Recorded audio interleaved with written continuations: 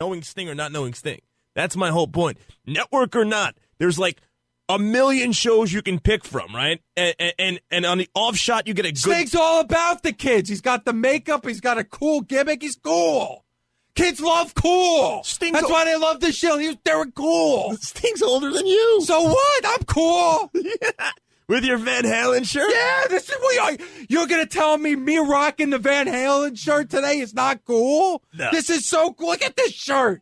This reeks cool. It reeks cool, this Van Halen shirt. You're nuts. You know who's cool? You know what? Let me go. Wait, whoa. Go ahead. Tell me. The Miz is cool. 844-796-7874. I got a break here because I'll have a stroke. All right, let's get this bad boy started. Welcome back, everybody. Pro Wrestling Experience here on ChicagolandSportsRadio.com. Hope you guys enjoying the show. I want to thank Stat Guy Greg for Cheap Heat coming on the show today. Let's get into our second guest here. Good friend. He's the co-host and the lovely traditional wrestling fan in SiriusXM's Busted Open. It's on SiriusXM Rush. His name's Dave Lagreca. Dave, what's going on, buddy? What's going on, man? Thanks for having me on. I appreciate it. No problem, man. I had to hit up Motley Crue to get ready for the SummerSlam weekend. I love the fact that you used the Motley Crue. Thank you. Especially for me being I'm 21, but I like older music, so I enjoy Motley Crue and all that good stuff. So I'm kind of an old soul, so you don't have to worry about me being an old millennial or whatever. I like that, old soul. Okay. It doesn't make me feel that old. Thank you. Okay. So, how you doing, man? It's great to hear you back on air this week, and we got SummerSlam coming up this weekend. How you doing? I'm great, man. It was good to be back. I was on vacation, but I'm coming back at the absolute perfect time. Like you said, SummerSlam weekend, Busted Open is doing a ton this weekend. We got we're doing an evening with Jim Ross on Saturday at the Gramercy Theater, and then on Sunday we're going to be doing a pre and post at McMahon's right across the street from Barclays. So, looking forward to, talking to the fans as they're going in and out of SummerSlam. And then if you're not lucky enough to have a ticket, you can hang out with us, and we're going to have a viewing party at McMahon's as well. So big weekend for Busted Open. We'll hit up everything Busted Open in SummerSlam, but I also want to talk a little bit TNA here first with you, Dave.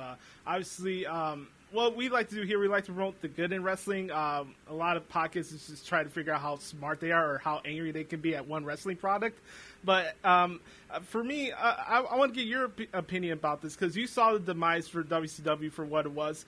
I don't think TNA is going to die soon. I hope not. But what is your thoughts on TNA's situation? Well, TNA right now is a TV show. Yeah. It's really not a wrestling organization per se because they don't do any live events. So everything that you see is what you see on TV. And so it's all depending on the decision that's going to be made by Destination America. I mean, I'm with you. I love TNA. I think we all have a love-hate relationship with TNA. There's times that we love it, and there's times that we scratch our heads and kind of shake our heads. Yeah. But lately, very good. I think since they made the move to Destination America, it's been very good, and I hope it continues. But the way it is right now, it is a TV show. So it's all depending on what Destination America is going to do. And there's been this deadline set in September, whether they're going to keep this contract going, this TV contract. And it's really going to be a month where you're kind of just watching to see what the future holds for TNA.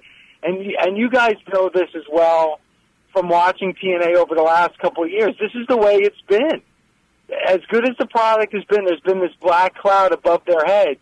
We saw it when they were on Spike, and now we're seeing it on Destination America. And, gosh, I'm with you. I hope it continues. And I think that it will, but it's going to be a wait and see. We got TNA Turning Point tonight on Destination America. EC3's been on a hot streak since becoming the TNA World Heavyweight Champion. I like his progression. I'm kind of second-guessing this GFW thing. I don't know if it's a good idea, but I'll let it play out. I mean, we don't really know where it's going to go here, but that's a good thing. I'd rather have questions as to where TNA's going than figuring out what the answer is. You know what I mean? No, and that's the best thing about wrestling now is it's It's like even when we talk about SummerSlam and you're talking about Brock Lesnar and The Undertaker, I don't know what's going to happen. That's just a great question to have in your mind because it's something that's so rare in pro wrestling these days. And you're right. I'm with you on a GFW. I don't know ultimately whether it's going to work or not, especially since like this whole invasion angle. There was no GFW before this invasion angle. So it's kind of weird. But I'm with you. Let's see how it plays out. Yeah, exactly. So it's the 20th annual SummerSlam. Dave, for you being an old school wrestling fan, when the words come out 20th annual SummerSlam, what does that mean to you, and what's some of your favorite SummerSlam memories over the years? First of all, it's crazy because when you think of SummerSlam, to me it's still something that's relatively new. And, it's anything but new. Being a Jersey guy, the SummerSlam, at the Meadowlands, that I went, when I was in high school is something that really sticks in my mind. 2009, something more recent, 2009, out in LA, Jeff Hardy against CM Punk in a ladder match for the World Heavyweight Championship. Was something that was a highlight for me when it comes to SummerSlam.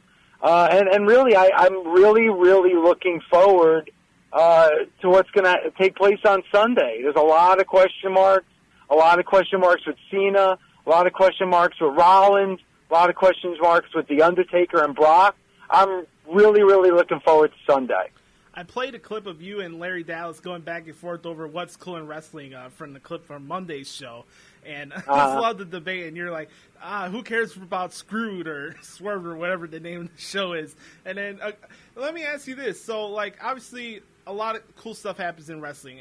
Obviously, we see the uprise of NXT. We got ROH. We got WWE. We got everything that's going on here. And even TNA for a certain standpoint. We can talk about business stuff all we want, but the in-ring action for itself speaks for itself. I enjoy what TNA does in the ring. And, of course, you got Lucha Underground. Let me ask you this. Since you guys were talking about what's cool, from your standpoint, how can you present professional wrestling in today's society? It's difficult. It's so hard, just the way the things are right now in 2015. And I like the rundown you gave of what's out there and what's hot and what's cool. To me, the best wrestling show of the week for me is New Japan. New Japan is something that it kind of makes me feel like a kid again when I would discover a territory that I've never seen and it just saw a different style of wrestling, and that's New Japan for me. And even though on Access TV they're giving you matches that's a year old, they're still, on the internet you can get, obviously, the recent G1 tournament. But for me right now, what's cool and what it's really, I guess, trendy, you could say, is New Japan. And it's very, but to answer your question, it's so difficult to be cutting edge right now in 2015, not just in wrestling, but in everything, in music or in TV. It's just very, very difficult. But to me, the closest thing is probably New Japan. We have a good close mutual friend, Jonathan Hood, who does a show also on SiriusXM NBA Radio. And he's another... Love him. Yeah, love that guy. He's my mentor. I love the guy. He's awesome. So let me ask you this. I brought this up to him before WrestleMania 30, actually, last year. And we all talk about how sometimes WWE doesn't take the approach of having a long-term outlook when it comes to storylines. We could say that, but I don't even know if fans could handle a year-long feud, let alone a 3-month feud. I mean, you had feuds like Luger and Flair or Flair and Dusty in the 80s and stuff go for a year or even maybe longer than that. But if you have Cena and Rollins, or in this case, Reigns and Wyatt go for 3 months, it's like all hell is breaking loose. It's Armageddon. Why is this feud continuing? Do you see the contrast with that? Well, I think it all comes down to who's in the ring. And who's in this feud? There's certain feuds that you don't want to see past just a 3 pay-per-views. But if you have the right 2 guys, and I'll use something that we just saw recently with Kevin Owens and Cena. To me, I wanted to see that feud continue. I wanted that to move forward. Especially now, guys. It's crazy that these rosters are small. So you're going through guys too fast. Yeah. And you're seeing retread feuds and feuds you've seen 3 or 4 years earlier. To me, it's right now is the perfect time to have a feud go 6 or 7 months, because you don't have the large rosters that you used to. You still have the same faces on TV. So I think if you have the two right guys in the feud, you could have something go 6 or 7 months. And you have nothing to lose. I mean, you have the network. I mean, people already got the network. It's not like you have to depend on pay-per-view buy rates now. So, yeah, I can see where you're coming from. Do you think insecurity is a major issue in wrestling, not just WWE? Yeah, I think it is. There's a lot of issues right now when it comes to pro wrestling. We kind of got to think of things differently than we did in the past. And you brought up the network, and I think that's a great comment by you, because this network has changed the entire landscape of how we watch pro wrestling. And you're right. You could be more patient as a fan, and the WWE can be more patient with their fans, with the network, because they can do things in a different way, because you don't have to worry about pay-per-view buys. And think of that. It was all about pay-per-view buys, 5, 6 years ago. That's not the case anymore. It's right now it's about network subscriptions. So you can have a little patience, and you have a little bit of a longer rope when it comes to certain things, when it comes to certain angles, when it comes to certain shows, because of the network. Now, let me get into this a little bit with Busted Open. So the show's been around for 6 years, award-winning, switched now to SiriusXM Rush now. Tell us from your standpoint, from the beginning standpoint, how much have you enjoyed this experience, and what are you taking away so far since the past 6 years passed by with Busted Open? I can't believe it's been 6 years. It's the best thing I've ever done professionally in my career. I mean, and I'm somebody, that I've worked in the NHL. I obviously still work with the NFL, and I've been, locally with WFAN. I've been with ESPN, and I've done just about everything over here at SiriusXM. Being a part of Busted Open and hosting Busted Open has been the best. Has been the best thing and the most rewarding, project of my career. And it's because of, people like you, having a passion and a love for pro wrestling. You kind of get behind it. Mm-hmm. Pro wrestling has always kind of been that guilty passion for some. It's not like the NFL or Major League Baseball where it gets this mainstream audience and this mainstream attraction. People kind of like to talk about it, but they don't like to talk about it. It gets respect, but it kind of doesn't get respect. So when you're a part of something like that, you get really, really behind it. And that's how I feel about with Busted Open. It's been a dream to be able to talk pro wrestling. It's been a dream to watch this grow, along with my tag team partner, Doug Bortman. We've kind of bonded in a brotherhood because of pro wrestling. So, these 6 years have been really, really rewarding. And I've been able to do some things I never thought I'd be able to do. And I've met people I never thought I'd be able to meet. And I've been able to interact with certain people that I never thought I'd be interacting with. So it's been fantastic. Absolutely, and I can speak from personal experience. We had you on the show before WrestleMania with Hoodie back in March, I think, right before WrestleMania. And then I flew out to San Jose. My first year covering WrestleMania as part of the media at 20 years old, and I get to meet the guys who I look up to, especially when the ghost of Mike Riker was still there doing the shows with you guys. And it's awesome. I really enjoy your show. I think it takes one of the great things with Busted Open is that you can take something away from it and you learn something new every day, especially with wrestling. No matter, you can learn something what's good and what you can learn something that's bad that you don't want to do when it comes to a wrestling show. And that's what I appreciate about you guys. You bring a honest perspective. At the same time, you're always open to hearing the opinions of the fans. And I think that's the greatest attribute that you guys have on the show. Well, I think a big thing about it is that Doug and I are so different. I mean, we have different personalities. We view things differently as well. But yet we get along and we have respect. So when you have something like that and that type of dynamic on the radio, I think it shows. And it's good to be respectful but have different opinions. So you're kind of speaking to everybody, not just a certain portion. And I think there's people that get behind what Doug says. There's people that get behind what I say, but at the end of the day, it's all under that Busted Open umbrella. And the big thing about it is, about the nation itself, our fans, the Busted Open Nation. It's all about the fans. And that's why I love doing things like what we're going to be doing this weekend, is because it's interacting with the fans, and that's the best part of the show.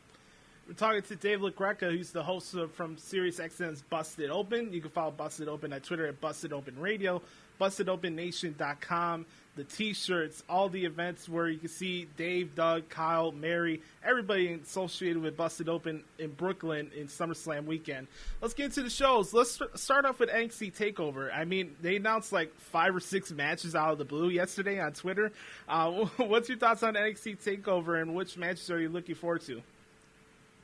Well, I think when it comes to NXT TakeOver, Juice the Liger being a part of the card is very cool, and it's genius by them having him be a part of the show. And what they've done with women's wrestling is been something that's been sorely lacking for over a decade, and that was something that was a big talking point. Not to pat myself on the back, but when they first announced that NXT was going to be in Brooklyn on Saturday, they opened up 5,000 seats. It was just going to be for 5,000.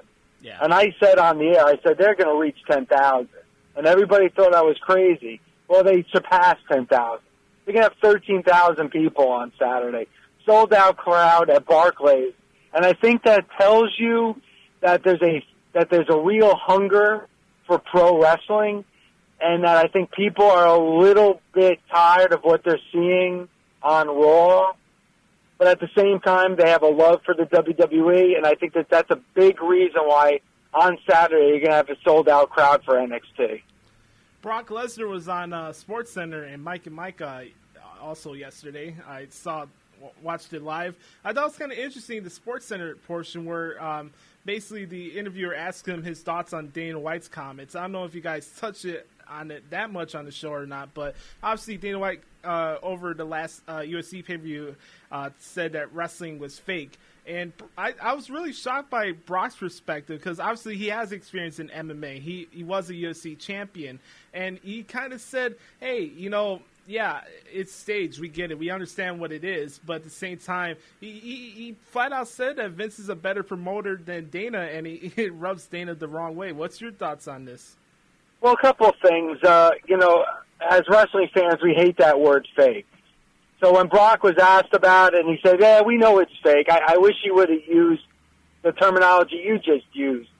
Because I just, as a wrestling fan, I just can't stand that word fake. Yeah. Yes, it's predetermined. Yes, it's scripted. But I can't stand that word fake. But Brock is right. I mean, I think Dana White kind of... it's hard to say in a way, but it's true, and I think it's been proven with the way he does business and the language he uses. I think you kind of cut out certain sectors of your crowd. MMA and UFC is not, for younger people. MMA, UFC is not for the older people that are purists.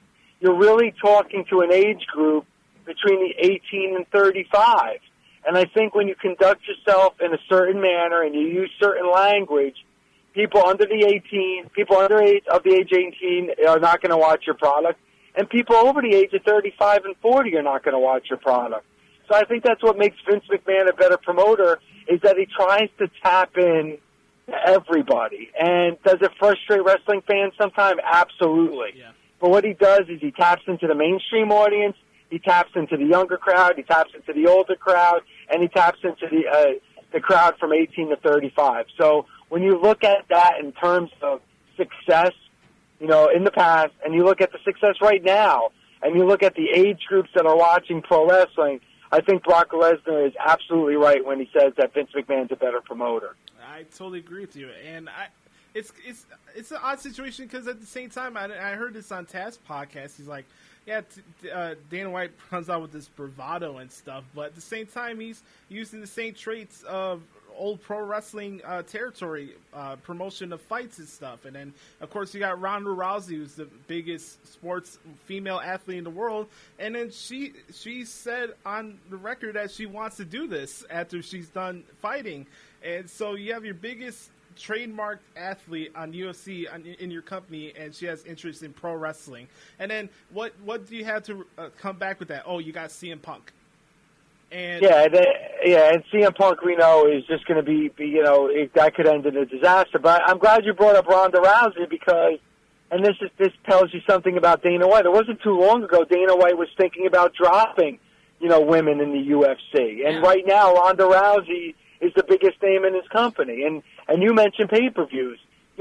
He's still in that mode of pay-per-views where we all both know that pay-per-views are passé. It's old. It's past. And Vince McMahon is looking at his own network. So even if you look at the business side of things, where it comes down to dollars and cents, Vince McMahon, who's over the age of 60, is schooling a younger guy in Dana White. Let me ask you this, since you brought up the network. What does Dave Lagreca watch on the network before Busted Open shows?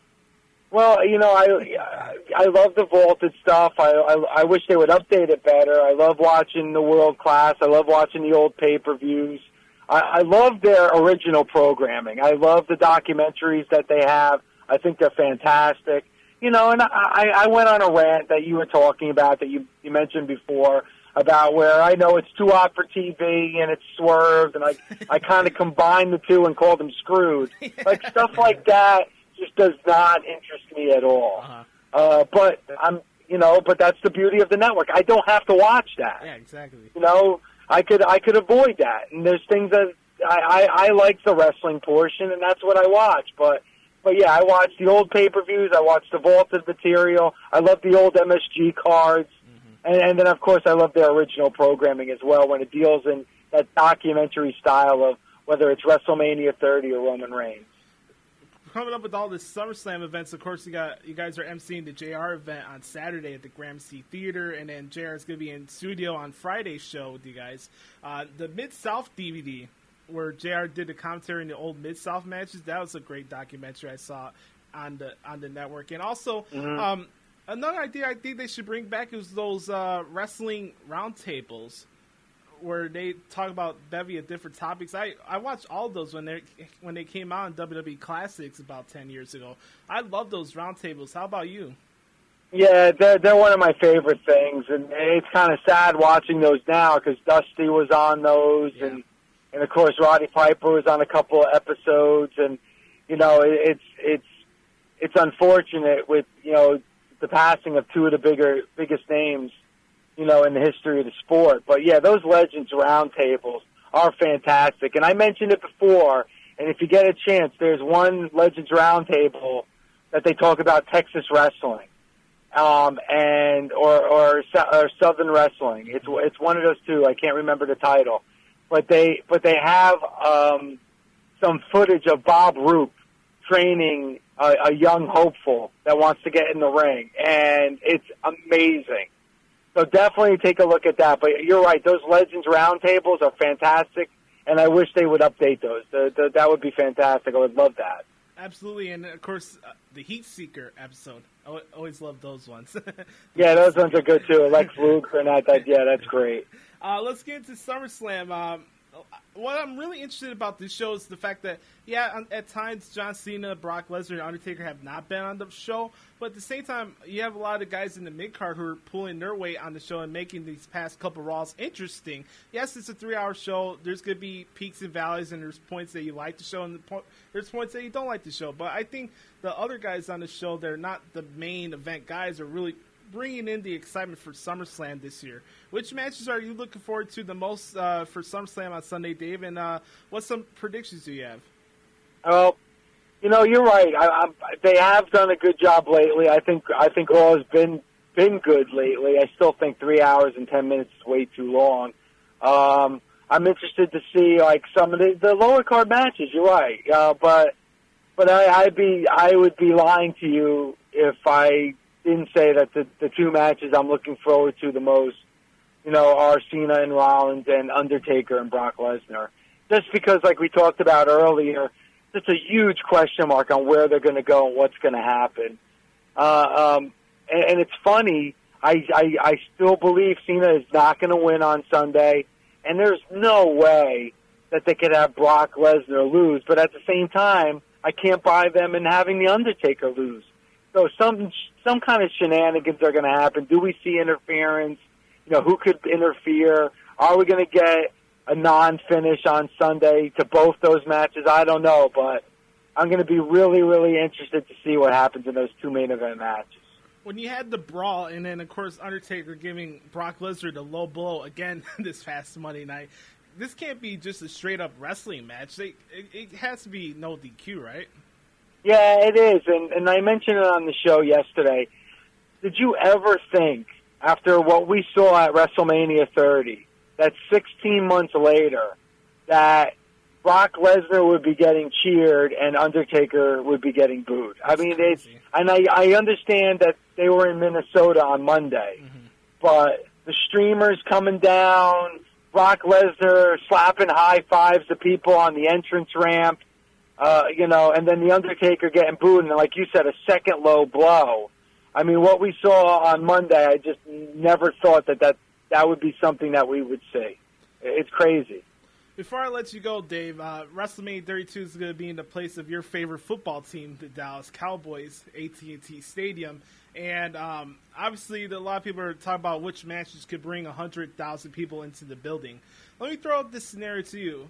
Obviously, for those who don't know, there was a Fatal 4-Way match one time with Rock and Triple H, but Rock and Triple H never fought one-on-one at a WrestleMania. Would you rather see Rock and Triple H or Rock versus Brock Lesnar?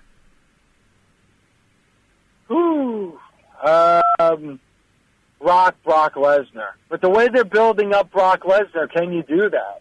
Are they building Brock as a face, and can you bring Rock in? If Brock Lesnar is going to be there for a while and he's your biggest name and your biggest face? Boy, that's a great question. But you're right in what you're saying, is that you got to get 100,000 people in that stadium at WrestleMania 32. You have The Undertaker and Brock Lesnar at SummerSlam. So they got to have something huge in store for WrestleMania 32 to get that type of crowd to go.